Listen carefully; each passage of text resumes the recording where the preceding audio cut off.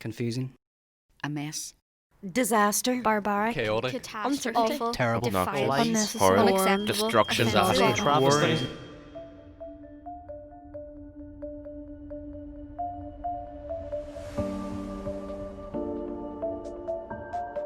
November 2015. David Cameron announces his promise to question the relationship between Britain and the European Union if he is re-elected. This happens. Shortly after, Cameron expresses publicly his resignation from Prime Minister. In 2016, Theresa May was appointed Prime Minister of the United Kingdom. She then went into the European Parliament and failed to make an agreement. In 2019, she then resigned from her post as Prime Minister.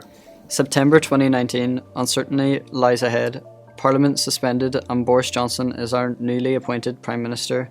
As the younger generation whose future was chosen for us, we need answers. As teenagers, the majority of us did not get to vote by law, meaning we did not meet the age requirement for voting, or for others just lack the knowledge of Brexit and what it had in store back in 2016. What we hope to accomplish by interviewing different people with separate backgrounds is to gain some sort of insight to their knowledge and understanding of opinions on Brexit and if they had prior knowledge of Brexit and its outcomes. 3 years have passed and yet we are still stuck at square one. It's our future, it's our lives that will be inevitably affected by Brexit's implications, yet we didn't even get a say.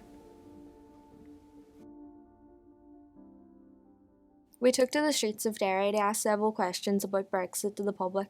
Firstly, we asked what was their understanding of Brexit when it was first proposed. Brexit was laid out as a single question, if you like. So whether voters in the UK wanted to remain part of the EU or they want to leave the EU. I don't think anybody across the UK had enough info on Brexit, and any info that they did have was coming from the Leave side, which has proved now not to be factually correct. I think there could have been more of an emphasis around the Brexit campaign and certainly around the dangers if Leave had have won. People in Northern Ireland, particularly in a border town as Derry, certainly our information was clear and the result of the referendum was clear. Over 70% of the people of Derry wanted to remain in unions. I was probably 16, 17 when Brexit was first introduced, and it just seemed very silly at the time that they just wanted to leave the EU when we get a lot of things from the EU and a lot of money from the EU. We learn as now that 3 years have passed, has their opinion shifted and do they now have more knowledge on Brexit than they would have? My opinion on Brexit hasn't shifted. During the referendum campaign in 2016, I campaigned to remain, and I would do so again if we had a second referendum or a people's vote. I don't think people had enough information around Brexit, and any information that was coming out of Britain was coming mainly from the Leave side, where they were talking about millions of pounds going into the health service every week, which is proven on the day the referendum result was announced to be lies. I think most of the people on the Leave side have actually left, and have left with the Remain campaign to deal with the chaos that Brexit's causing right across the so-called UK. Not a lot more. There seemed to be a lot of controversy and probably less knowledge than I had then. I have a clear understanding of the confusion, the fear, and clearly people's apathy towards it now. I have a better understanding for sure, but my opinion is I'm still very much a Remain person, as most people in the Foyle area. Not really, they still talk about Brexit now the same they did when they first announced Brexit. It hasn't shifted as in I'm still against Brexit, but it's obviously become more complicated, as everything in politics does. No, my opinion hasn't shifted, but I do have more knowledge than I did. I was able to vote, so I still would vote the same way. And finally, we asked the public to put themselves in our shoes. Would they be in favour of a second referendum? It's just hard to predict where it'll go.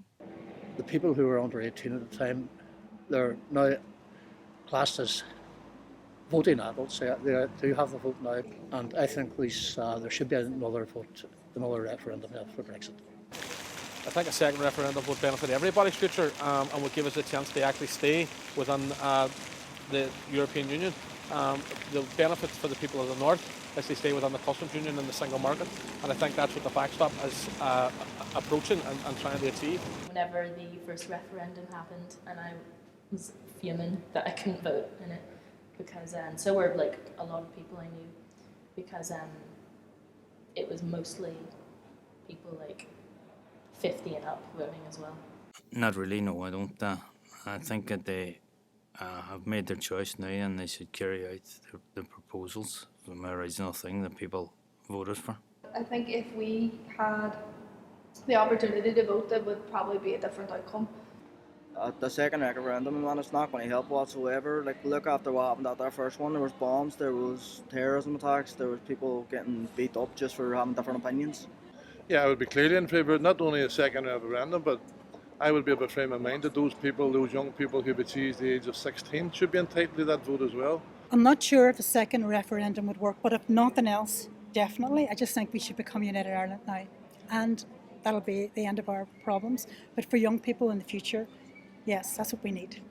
Yeah, I think it really would benefit, because it's the generation below that are now older and able to vote are the ones that will have to live with it, not the older generation that changed the last one. Now the 3 years passed, more and more information has leaked to the surface.